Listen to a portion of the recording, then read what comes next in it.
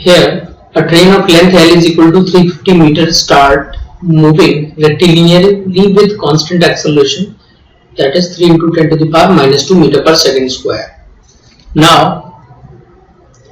at t is equal to 30 seconds after the start, the locomotive headlight is switched on.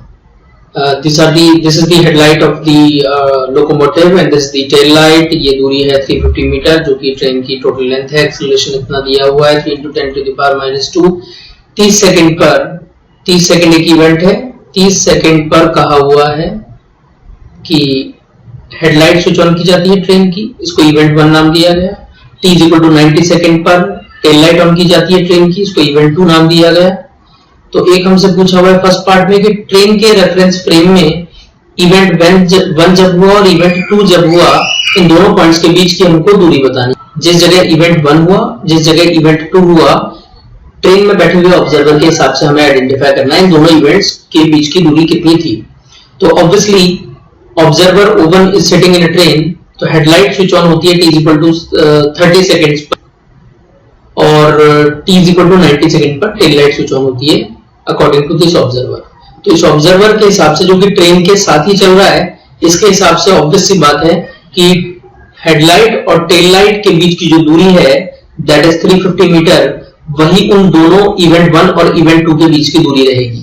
तो in reference frame of train the distance between the occurrence of event 1 and event 2 will be simply 350 metre. So this will be the answer of the distance in reference frame of train. In reference frame attached to earth the situation is quite complex. मान लीजिए t is equal to 0 instant ये वाला है, t is equal to 30 second वाला instant ये है और t is equal to 90 second वाला इंस्टेंट ये डॉटेड ट्रेन के रूप में आपको दिखाया गया है. तो शुरू के 30 सेकंड में, शुरू में मान लीजिए ट्रेन की जो हेडलाइट थी वो यहाँ पर थी, हेडलाइट ट्रेन की यहाँ थी, ट्रेन ऐसे थी कुछ, मान लीजिए ये टेल लाइट थी ट्रेन की. तो t is equal to 0 second पे यहाँ थी हेडलाइट इसकी, t is equal to 30 second पे हेडलाइट यहाँ पहुंच गई और ये जो दूरी होगी, ये दूरी होगी हाफ है t स्क्वायर. टोटल 90 सेकंड में जो हेडलाइट यहाँ पर थी वो हेडलाइट यहाँ पहुंच गई और दूरी लिख दी हमने हाफ a 90 का स्क्वायर. अब इवेंट 1 पर हेडलाइट जली है इस जगह पर, इवेंट 1 है ये जहां हेडलाइट जली है, ये रहा इवेंट 1. तो इवेंट 1 कितनी दूरी पर हुआ ओरिजिन से, इसको ओरिजिन बोल देते हैं जहां से ट्रेन स्टार्ट हुई. तो इवेंट 1 हुआ x1 दूरी पर ओरिजिन से. इवेंट 2 हुआ यानी कि टेल लाइट का ऑन होना हुआ यहां पर, जबकि हेडलाइट थी कितना दूरी पर ओरिजिन से, हेडलाइट ओरिजिन से हाफ a 90 सेकंड पर ये घटना घटी है. तो हाफ a 90 का स्क्वायर दूरी पर ये हेडलाइट थी, बट जो टेल लाइट है वो 350 मीटर पीछे है हेडलाइट से. तो हेडलाइट तक की दूरी थी x2, बट जो टेल लाइट है वो x2 माइनस 350 पर होगी क्योंकि 350 मीटर पीछे है ये टेल लाइट. तो जो दूरी हमको पता करनी है दोनों इवेंट्स के बीच में, एक इवेंट ये हुआ जहां हेडलाइट ऑन हुई, एक इवेंट ये हुआ जहां टेल लाइट ऑन हुई, इन दोनों इवेंट्स के बीच की जो दूरी है ये वाली ब्लू एरो से आप देख सकते हैं d चाहिए हमको, d होगा ये वाली दूरी रेड एरो से देखें अपन x2 माइनस x1, यहां तक x2 है, यहां तक x1 है, तो ये जो रेड एरो है ये x2 माइनस x1 हो गया. d जो हमको चाहिए वो चाहिए ये रेड एरो में से ट्रेन की लेंथ घटा दे तो ये ब्लू वाले एरो की लंबाई मिल जाएगी, ये हमको चाहिए. तो this will B x2 minus x1 minus 350. x2 minus x1 red arrow है, रेड एरो में से ये ट्रेन की लंबाई हटा दी हमने तो ब्लू एरो मिल जाएगा which is x2 minus x1 minus 350. बस इसी को सॉल्व कर देना है.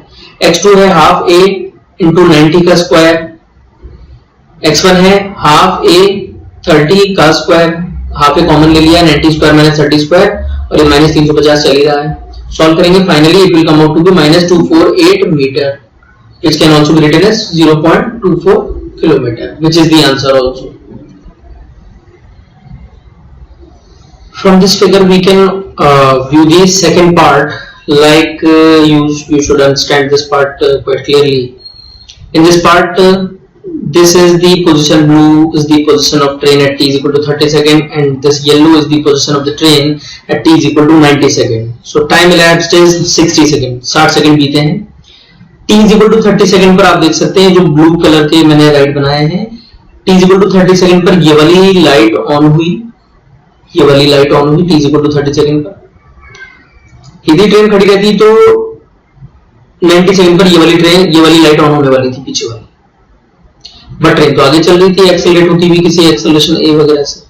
तो जब ट्रेन आगे चल रही थी, आगे चलते चलते ट्रेन की ये वाली लाइट ऑन हो गई t is equal to 90 second पर, ये वाली लाइट ऑन हो गई t is equal to 90 seconds पर। हम चाहते हैं कि एक ऑब्जर्वर हम बनाएं जिसको ऐसा लगे कि उसके रेफरेंस फ्रेम में, उसके रेफरेंस दोनों इवेंट सेम जगह हो गए हैं। मतलब कहने का यह है कि यदि इस ऑब्जर्वर को लगे कि अरे ये ट्रेन मेरे सामने खड़ी खड़ी, इसने अभी अपनी हेडलाइट ऑन की है और ये हम चाहते हैं कि 60 सेकंड बाद ये जो ऑब्जर्वर है जिसे मैं O1 नाम दे रहा हूं, ये ऑब्जर्वर O1 इस जगह पर आ जाए सेकंड वाली रेड लाइन की पोजीशन पर। तो इस ऑब्जर्वर को लगेगा, इस ऑब्जर्वर O1 को लगेगा, O1 यहां आ जाए 60 सेकंड के अंदर, तो इस ऑब्जर्वर को लगेगा अरे मेरे सामने अभी अभी हेडलाइट ऑन हुई थी, ये हेडलाइट ऑन हुई थी मेरे सामने अभी अभी, और अब मैं यहां खड़ा हूं तो मेरे सामने अब टेल लाइट ऑन हो गई है। यानी कि जिस जगह पर हेडलाइट ऑन हुई है वहां पर ऑब्जर्वर पहुंच जाए, और जिस जगह टेल लाइट ऑन होने वाली है उतने ही टाइम में, यानी कि बचे हुए 60 सेकंड के अंदर जो ऑब्जर्वर है उस टेल लाइट के सामने पहुंच जाए। तो ऑब्जर्वर को लगेगा कि मेरे सामने अभी अभी हेडलाइट ऑन हुई, मेरे सामने अभी अभी टेल लाइट ऑन हुई, तो मेरे हिसाब से तो ट्रेन चली नहीं रही है।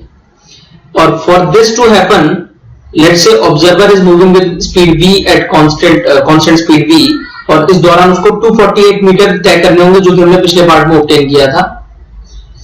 तो उसकी स्पीड और 60 सेकंड उसके पास अवेलेबल है।